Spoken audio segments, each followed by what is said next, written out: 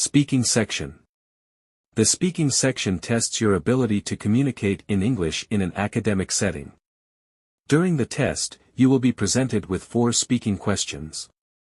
The questions ask for a response to a single question, a talk, or a lecture. The prompts and questions are presented on time. You may take notes as you listen, but notes are not graded. You may use your notes to answer the questions. Some of the questions ask for a response to a reading passage and a talk or a lecture. The reading passages and the questions are written, but the directions will be spoken. Your speaking will be evaluated on both the fluency of the language and the accuracy of the content. You will have 15 to 20 seconds to prepare and 45 to 60 seconds to respond to each question. Typically, a good response will require all of the response time and the answer will be complete by the end of the response time. You will have about 17 minutes to complete the speaking section. A clock on the screen will show you how much time you have to prepare each of your answers and how much time you have to record each response. You will now be asked a question about a familiar topic. After you hear the question, you will have 15 seconds to plan your response and 45 seconds to speak. Do you agree that the ability to relate well to people is more important for success in a future job than studying hard in school?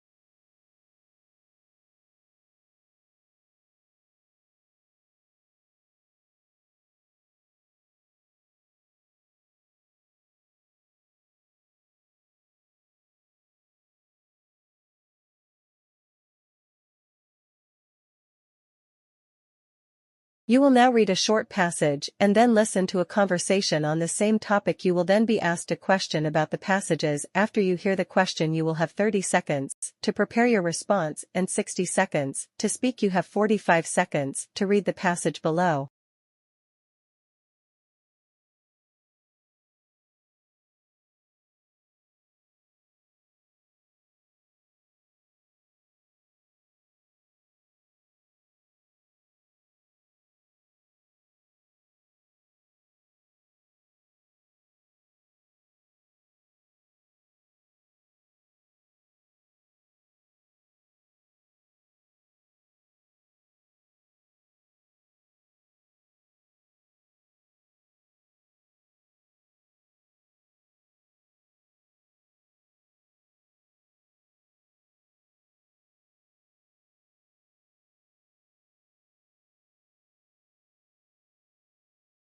Have you heard about the changes they're making to the Campus Tours program? I think it's a great idea. Yeah, I read the announcement. Why do you think like that? Well, they mentioned that having current students lead the tours will give prospective students a more authentic experience. I think that's important because who better to share their experiences than the students who are actually living it every day? I see your point, but don't you think that the current students will not be able to provide all the necessary information and answer all the questions effectively? But I think they'll receive proper training and guidance to ensure they're well equipped to handle the tours. Plus, they can always consult with faculty and staff if they need additional information. Then what about the second reason they mentioned? They mentioned that this change will empower the students and foster a stronger sense of community. I think that's really important for student engagement and campus pride. When the students feel like they have a say and are trusted with important responsibilities, it motivates them to become more involved and invested in their university experience. The woman expresses her opinion about the proposal described in the letter. Briefly summarize the proposal. Then state her opinion about the proposal and explain the reasons she gives for holding that opinion.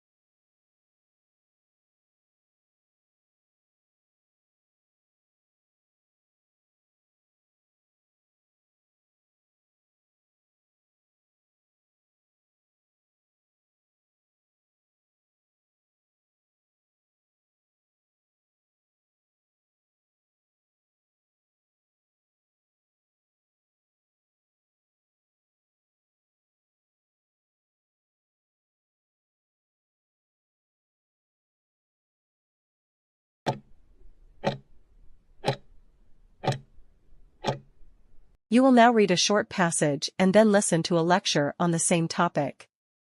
You will then be asked a question about the passage.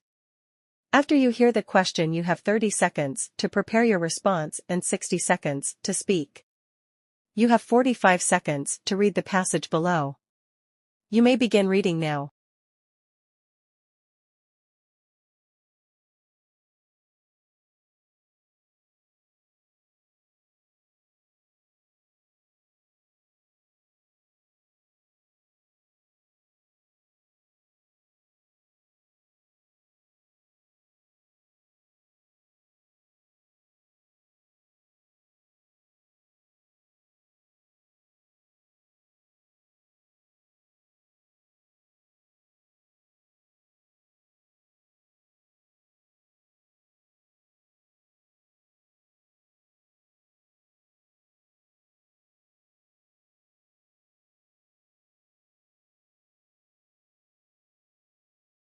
Now listen to part of a lecture in a psychology class. Today we're going to discuss the concept of escalation of commitment. This phenomenon is best illustrated by the example of the sinking ship.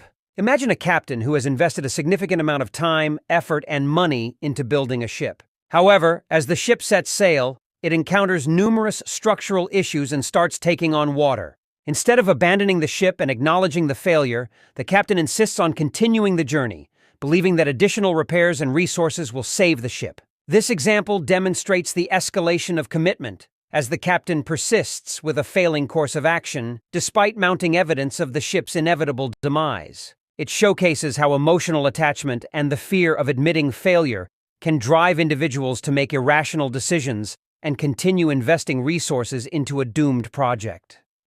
Explain how the example from the professor's lecture illustrates the concept of escalation of commitment.